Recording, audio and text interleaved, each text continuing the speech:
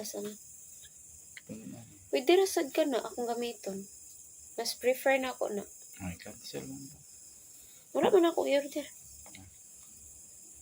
Kaya nga no, kung dito siya, habog rasad.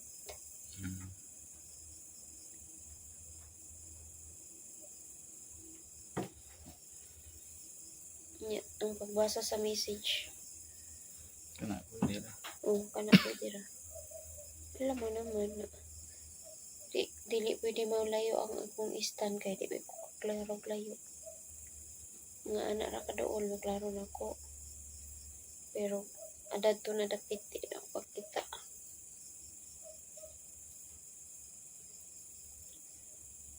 Magpailis na lang ko. Ay, dili lang sa ako mo palit og cellphone.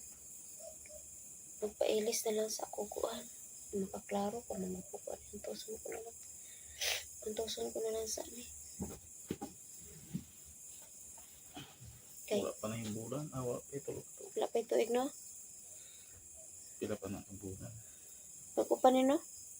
Ang tulo pa. Sayang sa 2,000. Kung ano lang sa ning antoson. Taman sa di ko kakita. Uy.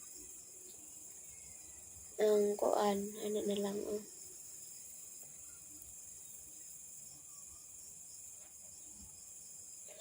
Huy, ang limit man day sa. Ay, di ba, ga-transfer si Nunong ganina 25 daw. Pag-transfer ni Nunong, amo amon tong gi-withdraw dito dayon. Natag 10K raman day ang limit. Ang withdraw? Oh? Pila charge ka dapat? Wala. Natag 10K ra, hasol kay sige saksak. Pero wala eh. Na 25 ba yato? Napatulo ka mo saksak. Kaya gisulayan ako og 25 diretso.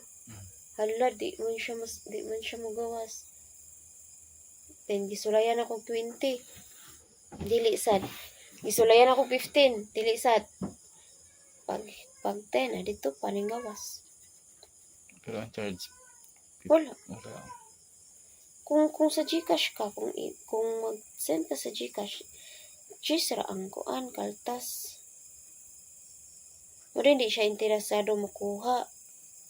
Kay abi niya kada 1,000 G's.